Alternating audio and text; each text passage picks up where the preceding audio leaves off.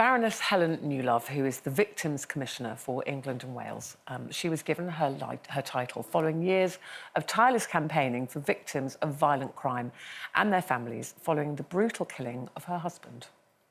It was a crime that shocked and angered Britain. On a summer's evening in 2007 in Padgate, Warrington, Garry Newlove, fed up with local teenagers causing trouble in the area, confronted a group who were vandalising his wife's car. He was savagely beaten by the youths in front of his teenage daughters, who were powerless to help. Less than 48 hours later, Garry died in hospital from injuries to the head.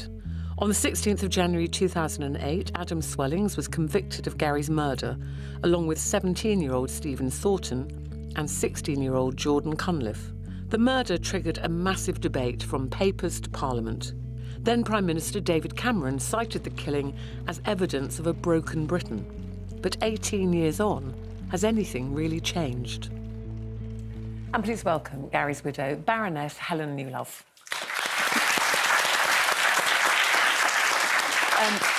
I'm sure that's still very difficult for you to watch 18 years on.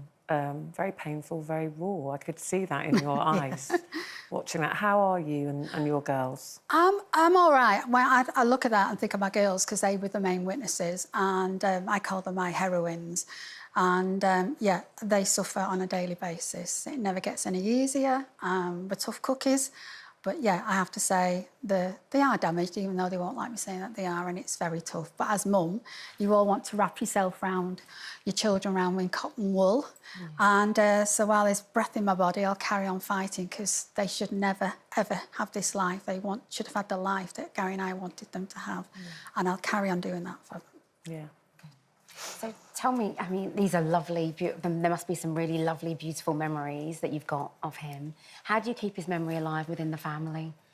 That's an interesting question because you don't want to go doom and gloom. It does cut conversation when you start, which, but it's quite nice to talk about him. We all like the memories, and it's quite interesting listening to the girls because they have different memories, especially How when old were they? They were 12, 15 and 18 at the time, and witnessed every kick and punch. They had to pull Garry's tongue out because he was choking on his own blood. They did CPR. So for me, you know, I just, how they get every day, I'm just really proud of them all. But memories to them are very special. But what really got to me was when Amy, my youngest, who's 30, when she lived longer than she knew her dad, and they get me off guard, and she said, well, now officially I've lived longer than I knew my dad. And to me, that's what people don't understand. It never leaves you. And so, you know, as long as I can do it and I keep working hard, this is my therapy, because I like a good debate when people tell you how it is. Yeah, you just sort of learn to function around something like that, don't you? And I wanted to ask you as well, because obviously the murder itself was bad enough, but it was then how it was handled afterwards, the kind of how the criminal justice system sort of treated Garry as a bit of a number, is the kind of work that you've now got involved in. And I wanted to ask you, because it's quite rare in Parliament that, what I'm going to say, for want of a better phrase, a normal person can go into Westminster. Tell me about some of the frustrations that you've come up against in Parliament, trying to get people to understand what you're trying to achieve. Well, I think the first thing is people don't understand antisocial behaviour. So when they normally ask you, you know, if you come from the House of Commons, whatever, and I used to say, no, my late husband was murdered, and they go, oh, right. And then my friend, who's my great colleague, Trish Morris, Baroness Morris of Bolton, slapped me and said, this is about your voice. But it's antisocial behaviour. They don't understand the implications and what it can do to people. And so you have an opportunity in the House to do a maiden speech, and it was then that I could describe what was happening. And I've learned on the hoof, really, because we see politics, probably why I can't be a minister, because I don't stick to the script. But I say it as it is, because there's That's nothing... what we need. Yeah, you know, for me, it's about how condescending are you? You know, so I learned what the Home Office are like, what Minister of Justice are like. I've done a bit of everything. But I'm a people person. And if I see somebody suffering, I can't sleep at night and leave them. And recently I met a victim of domestic abuse. Her ex-husband was threatening to kill her. You know, and I'm at it, I want answers. This poor woman is absolutely suicidal. So it has been a challenge. I don't hide behind policies. Have you managed to make changes? Yeah, I mean, you know, they love to. When I went in and I said, if I don't understand what you're saying, it's like Japanese love. You know, I'm a working class. I didn't go to university. You know, law's famous, but don't, you know, for me, what are you trying to say? Because if I can't say it, and as God rest my mum said, I haven't a clue what you're on about. It's wordology.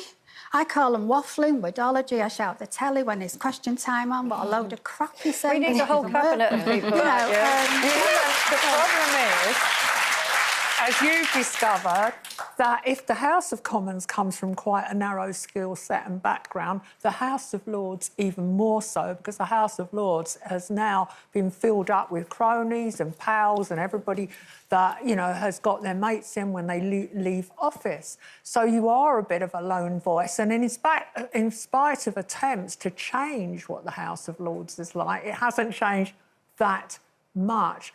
But what really struck me about your story was that David Cameron came out after What Happened to Garry and said, this is broken Britain.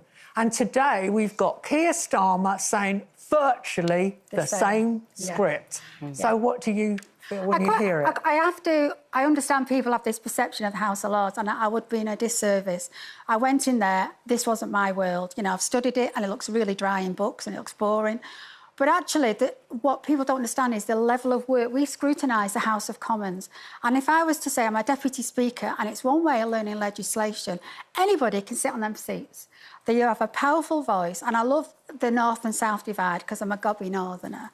But the fact is that they use the wordology. So they just make it soundy lovely, but it doesn't. And society, and these are the words that David Cameron said to me, because I tell him as it is, when he was in number 10, if you want to listen, when he first got in touch with me, I reported him to Cheshire Police because I thought somebody was, you know, this isn't him, what's he doing? So you need to be honest with yourself. My moral compass, my moral grounding is, I want to make a civil society a better place. But it is, you're quite right, Britain is broken because politicians come and go, but people are still living the things that you say you want to change. So for me, when I meet victims across the country, I bring their voices into the chamber. And, you know, domestic abuse is highlighted. We had the pandemic, we had the football, everything.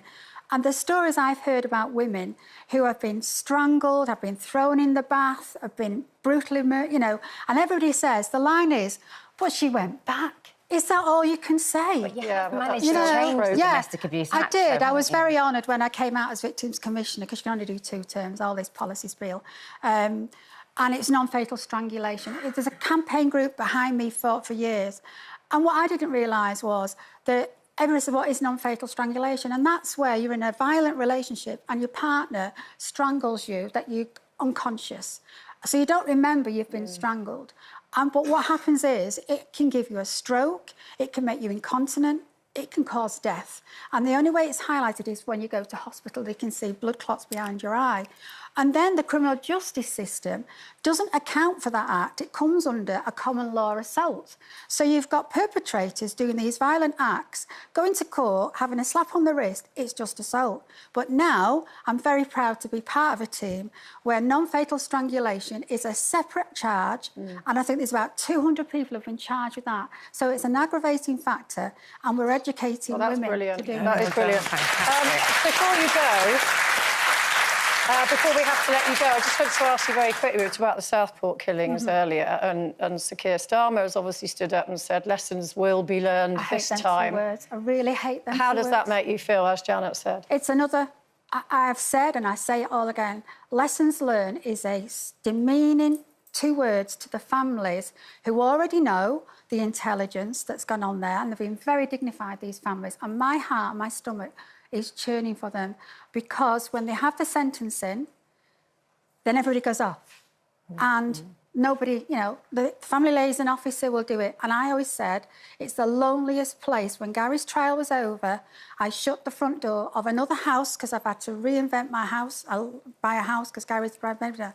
I turned round and looked at my 3 girls and just thought, what do we do now? And you quite rightly say, we're looking at funding, which I'm championing for services. So for me, do whatever you want. Prime Ministers come and go, but then families, we need to nurture them, help them, and make sure that they don't get into a position where it's too late to help them.